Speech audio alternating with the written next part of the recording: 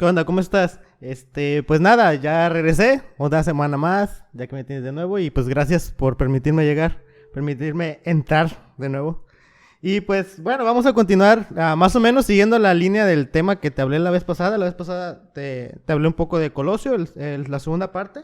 Y pues ahorita te voy a hablar de Salinas, ya para concluir el tema de todo este asunto de los escándalos de ellos y todo ese rollo. Y pues nada, antes pues ya sabes el recordatorio de siempre, sígueme en las redes, ahí está Facebook, Instagram, Twitter. Y pues ya es lo de siempre, ya te lo sabes. Deja tomar agua porque me deshidrato. Y pues nada, ahora sí, vamos a entrar al tema de Salinas. Primero que nada, Salinas, Carlos Salinas de Gortari, más bien dicho, nació, el 3 de abril de 1948 en la Ciudad de México. Es hijo de, bueno, no si es porque también se muere. Ok, es hijo de Raúl Salinas Lozano y Margarita de Gortari. Él y su hermano Raúl crecieron en el ambiente cercano a la política. Esto sin duda alguna los perfilaba a desenvolverse en ese ámbito. De hecho, se dice que cuando la mamá de ellos, esta señora Margarita de Gortari, presentaba a Raúl, que era el mayor, lo presentaba como el futuro presidente de México. Decía, miren, aquí está mi hijo, él va a ser presidente de México. Cosas así, ya saben, típica mamá de que sus hijos son los mejores y todo eso. Pero bueno, aplaudiéndoles y todo. Un dato que merece ser mencionado y que merece ser contado en la vida de estos dos señores, de Carlos Salinas y Raúl, es que cuando ellos eran niños, junto con otro niño, no sé, sí vi el nombre, pero la verdad no sé quién sea el otro niño, de dónde haya salido todo eso. Pero estaban jugando a las guerras, supuestamente, en su casa. Y estaban jugando con un rifle de verdad. No sé por qué unos niños estaban jugando con un rifle de verdad. Y se les escapó un disparo y mataron a su trabajadora doméstica. Mucho tiempo ese incidente se mantuvo como en secreto. Hasta que un día pues salió a la luz, supuestamente en un artículo financiado por Cuauhtémoc Cárdenas, oposición de Carlos Salinas de Gortari. Y eso fue muy escandaloso y aceptaron que había sucedido todo eso, pero se catalogó como un homicidio imprudencial. La verdad, no sé, está muy sospechoso. Pero bueno, sí, se catalogó como que había pasado eso como un accidente y así. El padre de Carlos Salinas de Gortari fue secretario de Industria y Comercio bajo la administración de Adolfo López Mateos. Sin embargo, al ser designado Díaz Ordaz como sucesor a la presidencia, las aspiraciones de se quedaban ahí, solo en aspiraciones. Siempre quiso ser presidente de la República, el padre de Carlos Salinas de Gortari. Inclusive cuando se pierde esa aspiración de él, cuando Díaz Ordaz es designado candidato, lo que él pasa a hacer es como todo típico padre muy común, empieza a querer que su hijo sea el presidente de la República, Raúl Salinas, y empieza a querer que él cumpla su sueño. Pero pues Raúl Salinas, como todos sabemos, aunque sí tuvo carrera en la política, sí tiene una carrera política, no es la gran carrera. Entonces, sin embargo, cuando se dice que cuando Carlos Salinas le anunció que él iba a ser candidato, la emoción de su padre fue tal que dijo, ahora sí, ya la hicimos. ¿Por qué? Pues que, como les digo, típico padre que estaba descargando sus sueños en su hijo. Pero bueno, por el lado de eso es en la vida de un poco del padre de Carlos Salinas de Gortari. Ya en el caso de Carlos, al salir de la Escuela Nacional Preparatoria, ingresa a la Facultad de Economía de la UNAM en 1966. Entre el 72 y el 74 estudió en Harvard, donde obtuvo las maestrías en Administración Pública y en Economía Política. En el 78 obtuvo un doctorado en Economía Política y Gobierno. A los 18 años entra a las filas del PRI, donde comienza su carrera política. Como todos sabemos, pues en esa época la mayoría empezaba en el PRI, porque era pues el único partido fuerte, todos los demás eran como que minis. En el 71 empezó a desempeñarse en la Secretaría de Hacienda, donde se mantuvo hasta el 81, cuando fue el responsable de diseñar la campaña del candidato y su también ex profesor de la UNAM, Miguel de la Madrid, quien cabe mencionar obtuvo una victoria abrumadora. Esto fue como que el sello de la carrera de Carlos Salinas, fue lo que hizo que todos voltearan a verlo, porque él se encargó de diseñar ¿cómo se dice? la candidatura de Miguel de la Madrid, la campaña electoral, y cuando ganó Miguel de la Madrid fue una victoria arrasadora, prácticamente humilló a sus rivales. Entonces eso hizo obviamente que voltearan a ver a Carlos Salinas como una pieza importante del PRI, como una pieza importante de la política, por haber logrado una victoria tan abrumadora en los comicios de ese entonces. En el 82 fue puesto al frente de la Secretaría de Programación y Presupuesto. Y es en ese momento en el que se empieza a conformar el gobierno el grupo de los tecnócratas. ¿Quiénes eran los tecnócratas? Los tecnócratas eran jóvenes economistas en su mayoría, que habían ido a estudiar en Estados Unidos, en una época que el gobierno entregó muchas becas para que los jóvenes fueran a estudiar a Estados Unidos. Eran partidarios de la disminución del poder económico del Estado, o sea, de que el Estado no controlara la economía, porque en ese entonces el gobierno del Estado tenía un gran control sobre la economía nacional. Entonces las ideas de estos jóvenes eran como de que la economía no debería ser controlada por el Estado, o no en su mayoría. Entonces en el 87 es designado como candidato a la presidencia, sucediendo a Miguel de la Madrid. Y en el 88 ocurren las elecciones, en las que por primera vez el PRI se enfrenta a una oposición de verdad fuerte, con Cuauhtémoc Cárdenas por el lado de una coalición de partidos de izquierda, y Manuel Cloutier por el Partido Acción Nacional, o por el conocido como PAN. Aquí es donde sucede el famoso fraude que todos escuchamos de la caída del sistema por Manuel Bartlett. Que Manuel Bartlett fue el que lo anunció, perdón.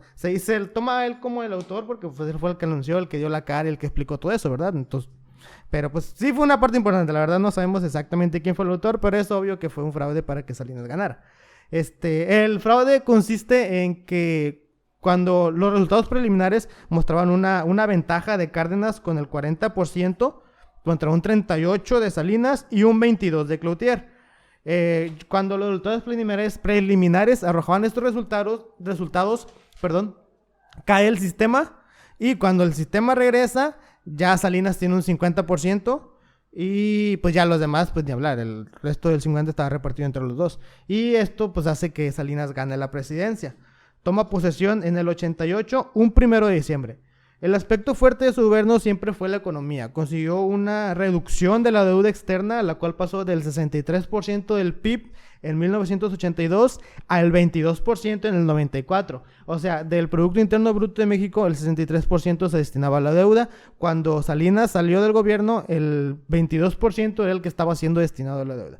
Entonces, sí logró una reducción en la deuda externa. También comenzó a privatizar la mayoría de más de 1,000 empresas que estaban a disposición del gobierno. Estas empresas se dice que no estaban generando nada para el gobierno, no estaban generando capital, pero sí estaban consumiendo. Entonces lo que hace Salinas es, las vende a la iniciativa privada por un precio muy bajo, por cierto, pero las vende, y ese dinero que obtiene de la venta de las empresas lo utiliza para abonar al capital de la deuda externa, y también para incentivar programas de desarrollo social, programas del campo y todo ese tipo de cosas. Con esto le liberó los recursos que se destinaron a todo eso. También hizo una reforma para que los ejidos pasaran a ser pequeñas propiedades para los campesinos. Sin embargo, lo más notable fue la firma del Tratado de Libre Comercio de América del Norte en el 92, lo que abre la economía de México a un mercado que en ese entonces era uno de los mercados más fuertes. Ahorita también, pero en ese entonces era realmente notable el mercado de Estados Unidos y Canadá. Entonces también se caracterizó el gobierno de Salinas por buscar relaciones con otros países, algo que en esa época no era muy común. México era un poquito más cerrado en sus políticas. Entonces, cuando Salinas entra, él empieza a buscar relaciones con otros países, empieza a ir mucho a Europa, a Asia, inclusive restablece las relaciones con el Vaticano, porque México no estaba peleado, sino que simplemente sus relaciones diplomáticas con el Vaticano eran casi nulas. Carlos Salinas viene a restaurarlas, y eso fue también algo que caracterizó mucho. Empezó a viajar mucho, fue uno de los candidatos que más ha salido del país.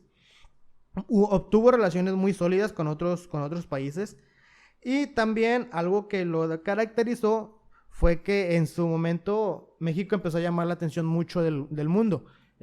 Inclusive se llegó a decir que México ya estaba a punto de ingresar a los países del primer mundo, por lo mismo de las relaciones que mantenía con otros países, de cómo había estado manejando la deuda externa, el crecimiento o el aparente crecimiento que se estaba dando. Hay gente que dice que en el sexenio de Salinas es en el sexenio en que más dinero han traído en la bolsa.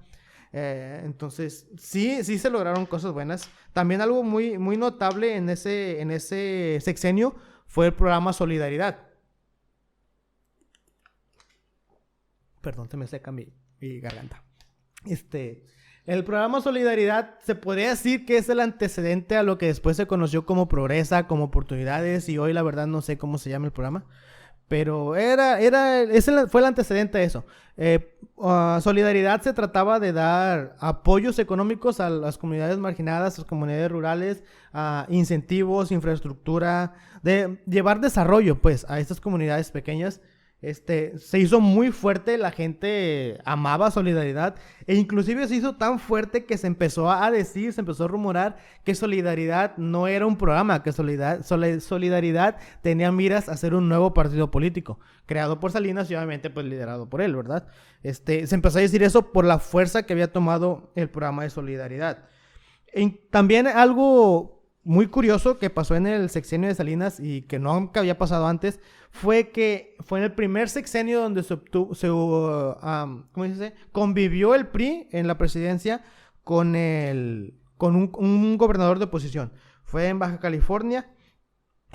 Fue en el primer estado donde hubo un gobernador que no era del PRI, hubo un gobernador que era de oposición, y la verdad, en ese entonces, pues, a Salinas o el PRI lo manejó como que, ok, está bien, no hay problema en nada de eso, está bien, lo felicitamos, asumimos su cargo, lo apoyamos, decimos que vamos a trabajar con él, y entonces ya saben, toda la diplomacia típica de que está bien, hay pedo, todo está bien y no pasa nada.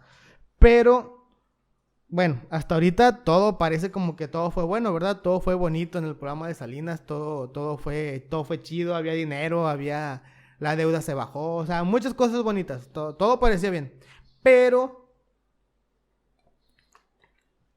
esto me lleva a preguntarme, ¿por qué la gente o por qué se le tiene tanto odio a Salinas? Si aparentemente todo era bueno, la gente estaba bien, la gente tenía dinero, compró casitas, compró carritos, o sea, todo estaba chido. Entonces, ¿por qué él se le odia tanto? ¿Por qué se le recuerda tanto? Bueno, no todo era miel sobre hojuelas. Ya ves que te dije que hubo un gobernador de oposición. Bueno, otros dos estados también perdieron al PRI, que fueron Michoacán y Guadalajara. Sí, Michoacán y Guadalajara. Perdón, Jalisco. Qué naco. Michoacán y Jalisco. Y tuve mi lapsus brutus. Michoacán y Jalisco, pero el PRI no estaba dispuesto a perder ya más estados. Ok, está bien, te cedemos uno, te damos chance, pero pues 3 ya no, o sea, ya era mucho. Entonces lo que hace el PRI es que no reconoce el triunfo de los candidatos en estos 2 estados. Bueno, más que el PRI fue el Congreso, ¿verdad? Pero pues el Congreso era el PRI, entonces es lo mismo. Pero sí, se dice que fue el Congreso. No se reconoce el triunfo de estos 2 estados, se hacen fraudes, se manejan fraudes en ambos y se les da victoria a candidatos del PRI, obviamente. También la candidatura o las elecciones en San Luis Potosí también fueron algo muy, muy llamativo porque en San Luis Potosí se dio, más que nada la importancia de las elecciones allí fueron como que simbólicas o como que de valores, porque en ese entonces había un líder ético, un líder moral en San Luis Potosí, que fue candidato. Este hombre estaba enfermo de cáncer, era un hombre ya mayor, Salvador Nava, se llamaba Salvador Nava. Este hombre era como que el guía moral de San Luis Potosí. Entonces lo postulan la coalición de la oposición, el PRD, otro partido que no recuerdo el nombre, y el PAN lo postulan. Entonces la gente era como que, ok, todos vamos a votar por él, todos vamos a seguirlo, porque pues este hombre es bueno, es una persona que tiene autoridad, que tiene poder moral en el estado. Sin embargo, al final de las elecciones se gana el candidato del PRI, Y pues nada, pues se le da el triunfo al candidato del PRI. Sin embargo, sí queda muy vigente o queda muy establecido que el PRI convivió con este candidato de oposición, que se le respetó, siempre hubo como que esa relación de respeto, de cordialidad. No hubo tampoco pleitos de que fraudes ni nada de eso. Entonces, sí tuvo mucha importancia esas elecciones, más que nada en el ámbito o en la representación moral del país, del partido, del PRI, de Salinas, del presidente, del Congreso, de todo eso, porque les dio como que vino un poquito a limpiar su imagen, la imagen que ya tenían bastantito manchada. También, por otro lado, algo que caracterizó al PRI en su sexenio fue la violencia que se desató. Hubo muchos episodios violentos. El partido de oposición, el PRD, dijo que durante todo el sexenio de Carlos Salinas se había asesinado por motivos políticos alrededor de 600 militantes de su partido. Entonces, algo que nunca se tomó en cuenta, nunca se investigó, nunca se abrió un caso y nada de eso. Pero hasta la fecha de hoy el PRD sigue sosteniendo que en ese sexenio fueron víctimas de persecución política y que sus militantes fueron asesinados cerca de 600 a lo largo de ese sexenio. También algo muy sonado en ese momento fue que en el 93, en el aeropuerto de Guadalajara, fue asesinado el cardenal Juan Jesús Posadas Ocampo. Lo acribillaron sicarios del cártel de los Arellano Félix. En ese momento, él se dirigía a recoger no sé si se pronuncia Girolamo, no sé cómo se pronuncia Girolamo Prigione, un vato del Vaticano que venía de visita y ese rollo. Entonces él iba a recogerlo y en el aeropuerto lo acribillan sicarios de los Arellano Félix. Se dice, o la versión oficial, es que lo confundieron con el Chapo. Sí, como es muy parecido el Chapo, un cardenal del Vaticano. Bueno, se dice que lo confundieron y pues por eso lo mataron. Pero también la versión extraoficial o la versión que la Iglesia Católica maneja y que inclusive la gente de los Arellano Félix maneja es que a él lo asesinaron porque tenía información de políticos que estaban relacionados al narcotráfico y que se supone que esa información se le iba a dar a esta persona que viene a recoger, que la verdad no sé cómo se pronuncia su nombre, que lo iba a recoger, iba a hablar con él y le iba a dar la información que él tenía sobre el narco y sobre el gobierno. Entonces se dice que por esto lo mataron. También obviamente eso vino a ser muy sonado y vino a ser muy... a marcar un hecho en su sexenio. También, y yo creo que uno de los más sonados o de los que más marcaron fue que el 1 de enero del 94 se levanta en armas el Ejército Zapatista de Liberación Nacional o el EZLN, al mismo tiempo que estaba entrando en vigor el Tratado de Libre Comercio. O sea, el mismo día, en el mismo momento, mientras se entraba en vigor el tratado, el Ejército Zapatista se estaba levantando en armas. Esto sin duda marcó también, toda la atención se volcó dejaron de poner atención al tratado, dejaron de ponerle atención a Colosio, que estaba en campaña, y se pusieron a ponerle toda la atención a Chiapas. Y más que nada porque la primera reacción del presidente fue, ok, se levantaron en armas, mándales al ejército, mátalos y cálmalos. Pero hubo tanta presión, tanto interna como externa, que Salinas pues tuvo que ceder, retiró al ejército y mandó a Manuel Camacho como a conciliar, a hablar con los indígenas que estaban molestos. Y cambió las armas por el diálogo. Y fue como que, miren todos, estamos cambiando, no somos violentos, estamos hablando bonito y estamos tratando chido y todo eso. Entonces, pero todo esto fue por la presión nacional e internacional que se volcó sobre él. No fue porque él haya querido.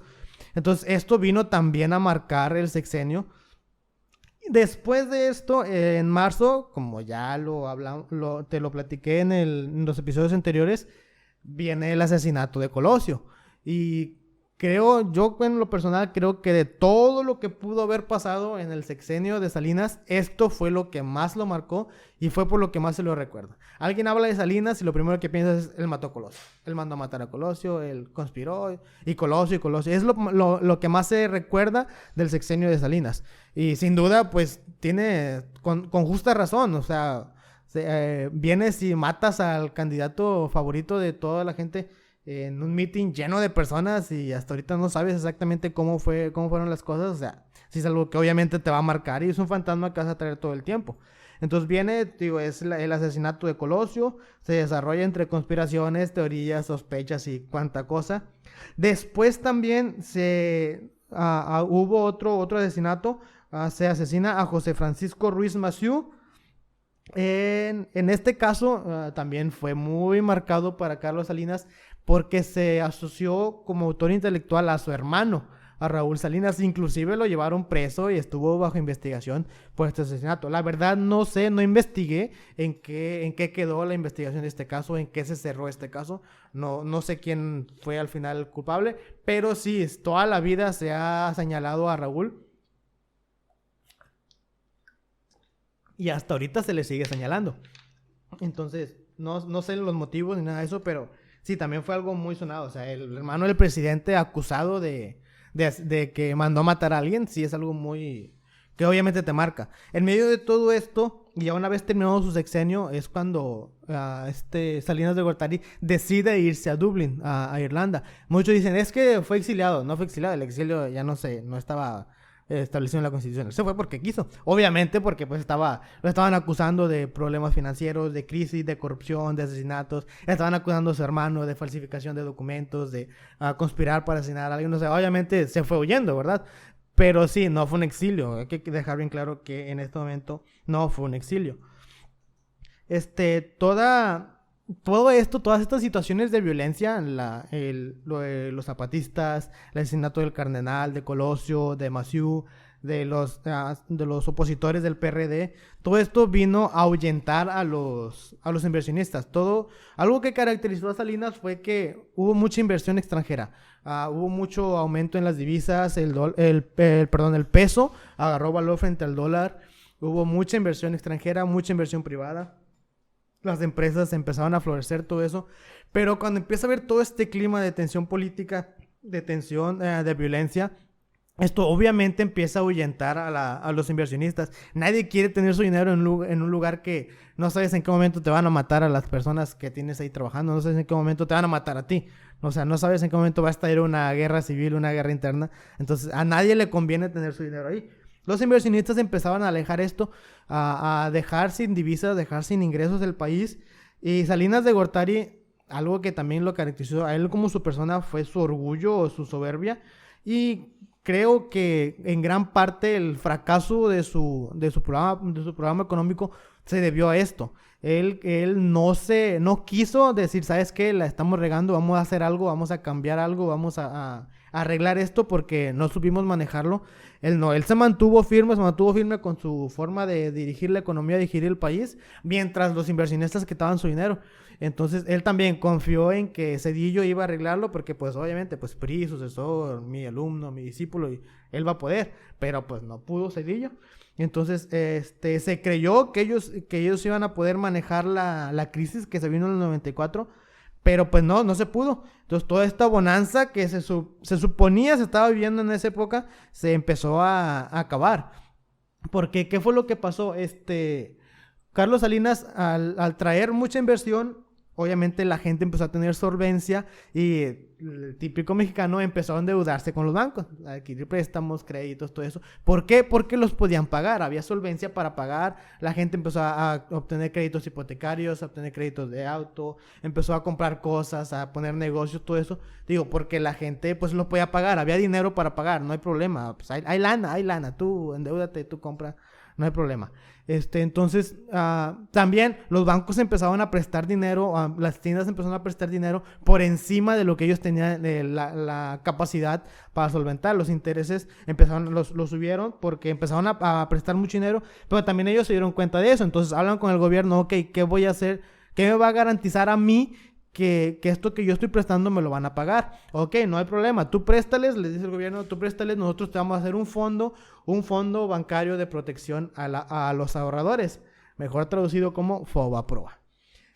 Ok, tú préstales, no hay problema, nosotros te vamos a pagar si algo pasa, no pasa nada, nosotros te lo vamos a pagar, no hay problema, tú sigue prestándoles porque eso ayuda a la economía, la gente está haciendo dinero, la gente está creciendo, eso los ayuda, tú sigues prestando. Pero yo creo que más que el hecho de que la gente estuviera creciendo económicamente, lo que motivaba al gobierno era la imagen que eso les iba a dar a ellos, esa imagen de que, ok, la gente está teniendo carro, la gente está teniendo casas, está teniendo dinero, está trabajando bien, era esa imagen, pero pues todo estaba como que por encimita.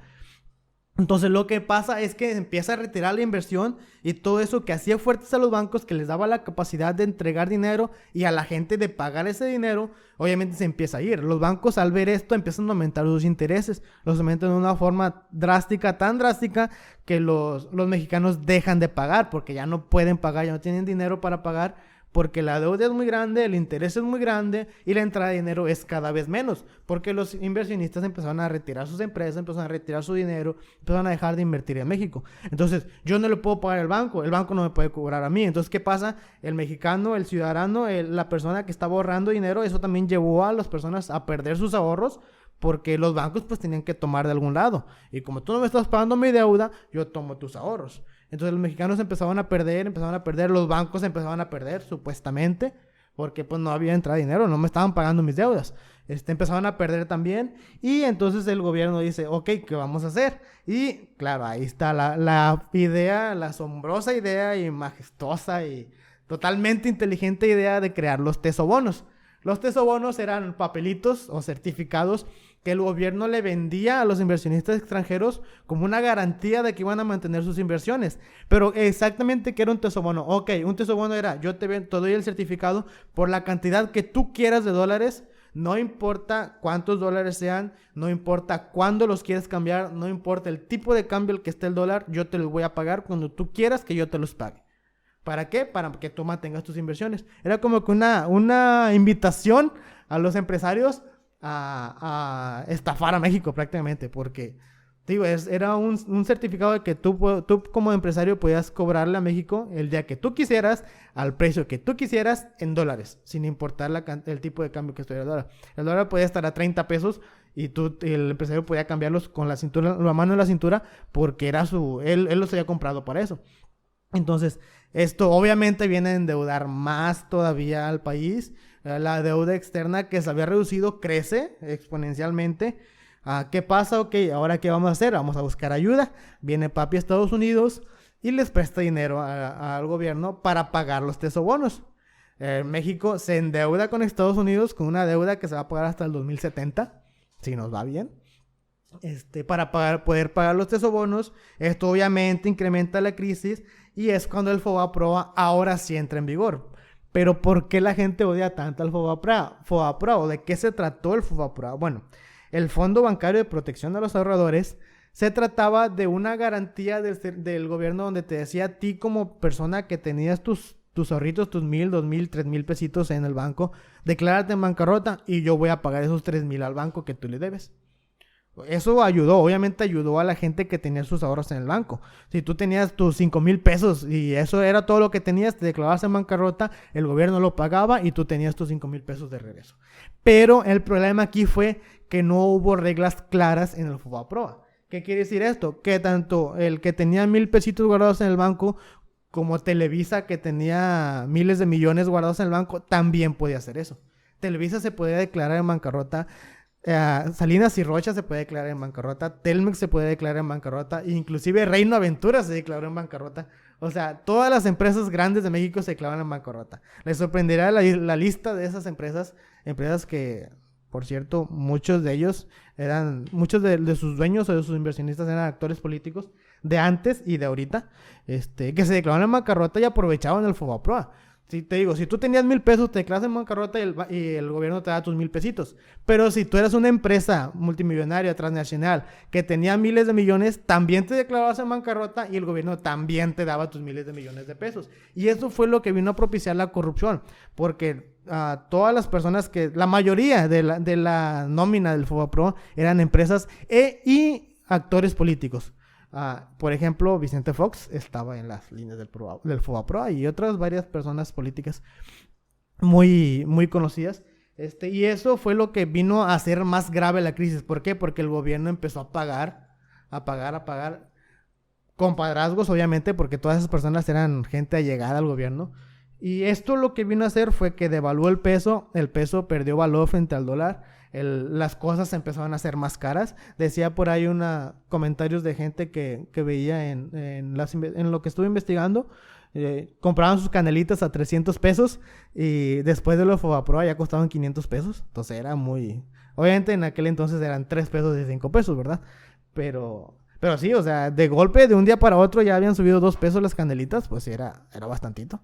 Es como ahorita cuando recordamos los churrumais a 1.50, los chetos a 3. Sí, es como que, güey, ahorita ya te cuesta los chetos como 15 pesos. O sea, no chinguen. Sí, sí está muy caro. Pero pues ahorita pues ya tiene años. En ese entonces fue de un día para otro. Entonces sí se notó mucho ese problema. La gente perdió sus casas, perdió lo que había comprado. Mucha gente quedó endeudada y todavía sigue endeudada. Hay personas que todavía siguen endeudadas.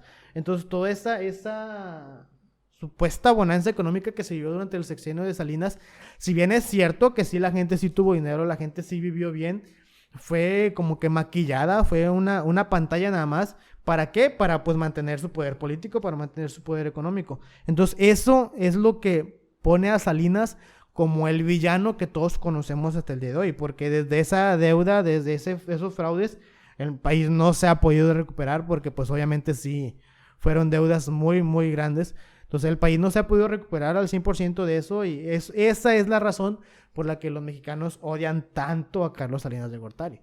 Si bien es cierto que sí hizo cosas buenas, el Tratado de Libre Comercio, por ejemplo, pero también pues trajo una crisis muy fuerte, dio el banderazo de salida a la ola de violencia que se vive en el país y pues la verdad sí, o sea, sí hay razones suficientes como que para odiarlo, porque sí son muchas cosas que dejaban marcadas al país, pero todo fruto de su mala forma de dirigir al país, de centrarse solo en la política económica y dejar de lado otros aspectos. Es como le digo a este señor, su fuerte fue la economía, pero descuidó la educación, descuidó la seguridad, que fue lo que mermó su gobierno, fue lo que hizo que los inversionistas se fueran y fue lo que no pudo mantener esa bonanza económica que se vive en ese tiempo.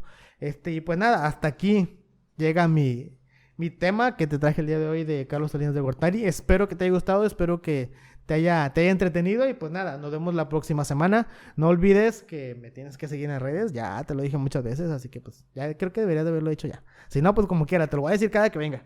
Y pues nada, nos vemos la próxima semana, está bien, y pues ya ahí sí me das chance de entrar de nuevo. Nos vemos, adiós.